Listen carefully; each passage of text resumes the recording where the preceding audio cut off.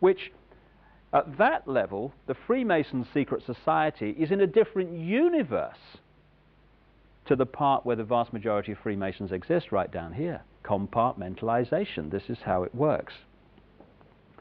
So every one of these institutions that control the direction of the world and our daily lives is a pyramid. The banking system is a pyramid. You go into the local bank, the person you meet across the counter won't even know what's going on in the bank manager's office behind them, let alone what's going on at board level and higher. So the banking system is a pyramid going to a peak. The intelligence agency network in the world is a pyramid going to a peak. The multinational company network is a pyramid. So is the global media, and so on. And there is a global pyramid within which all these work, in which the peaks of all these individual pyramids, banking, business, media, etc., fuse into one peak. And up there, it's speculated by many people, there perhaps may be no more than 13 families, 13 people at the peak, pervading down through these different levels the same basic policy, which is pushing the world towards more and more centralization of power. There is this like cozy little myth that is perpetuated between politicians and the media. Politicians walk the world stage as if they are the final arbiters of power in the world. So when a president speaks, the cameras run and it's flashed around the world, prime ministers and such like. The media report the world as if presidents and prime ministers are the final arbiters and decision makers in the world, which means that the people above the level of presidents and prime ministers that really make the decisions, they're never looked at or exposed by the mainstream media because they're not accepted to exist.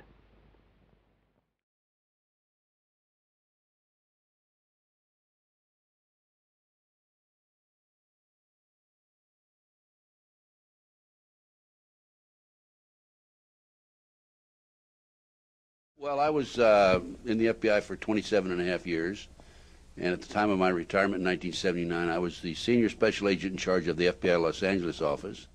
I developed information personally about just extensive corruption in the government, not only at the federal level, but all the way down to the city and state level across this country. I have information about corrupt judges, corrupt law enforcement, prosecutors, county officials, judges. It involves drugs, involves pornography, involves prostitution, it involves cults, pedophilia. The bottom line is to take over the country and the world. For what, though? Power, greed.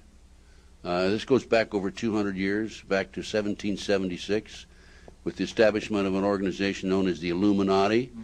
And if your listeners don't know what the Illuminati is, they need to run down to the library and look it up and do some research, because on May the 1st, 1776, a fellow named Adam Weishaupt, German, set forth 25 goals at the request of the Rothschild group that they needed to initiate in order to take over the world. We're talking about destroy the sovereignty of countries and destroy religions. And that's where it really started in modern day.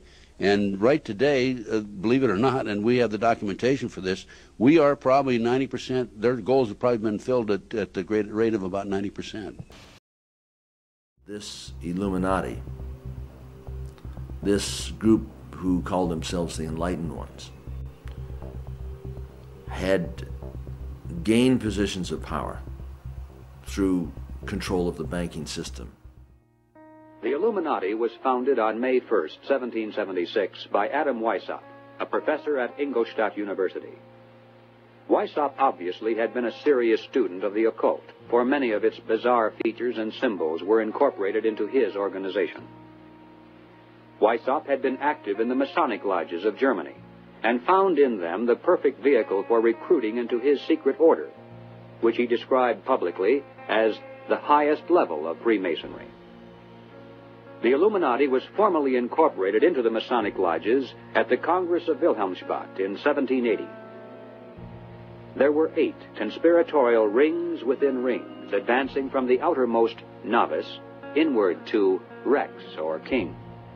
The king, of course, was Weishaupt himself, who had adopted the code name Spartacus. Those in the outer rings were told that the grand purpose of the order was to make of the human race, without any distinction of nation, condition, or profession, one good and happy family. But by the time the member had advanced to the level of presbyter, or priest, his oath of absolute secrecy and obedience had become deadly serious. Only then was he allowed finally to see the ultimate goal of the order. It was the destruction of all religion and the destruction of all independent governments, replaced by a new world order, a world government ruled from behind the scenes by the illuminated ones.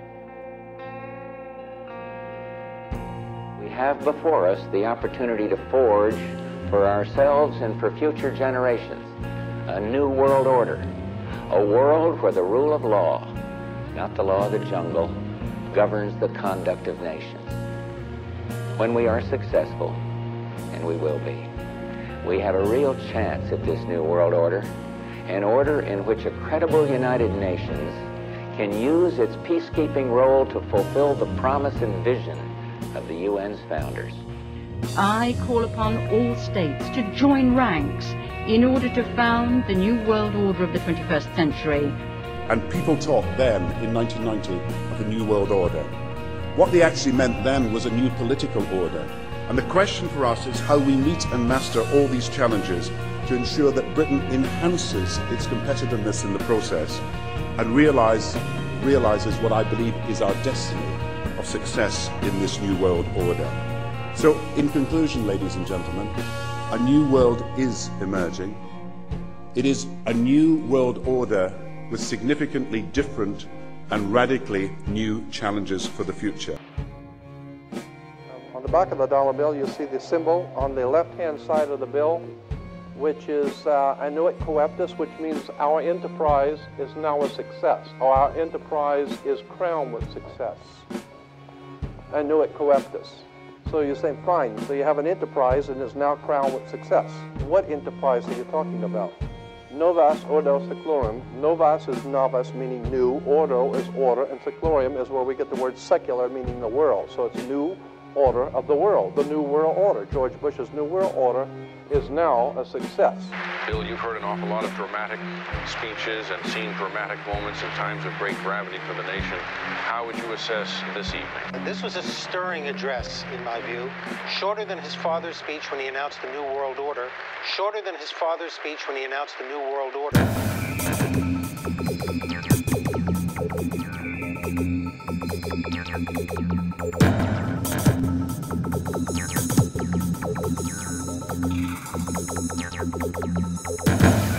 1934 is when the Federal Reserve actually finally took total control of the United States monetary system, and that's when they said it is now a success, because this is a symbol, this is an emblem of a secret society of Freemasons called the Illuminati, the German Bavarian Illuminati.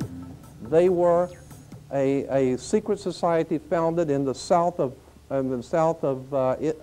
Germany. They were called the Illuminati, the illuminated ones, the enlightened ones. 1776 was when this secret society actually formed itself into a secret society and put itself into operation. They were the basis for what we call today in our country the Bavarian Illuminati was the basis for what we call today the Colombian faction. The Colombian faction of the Illuminati came here right after this government was formed, and that's where we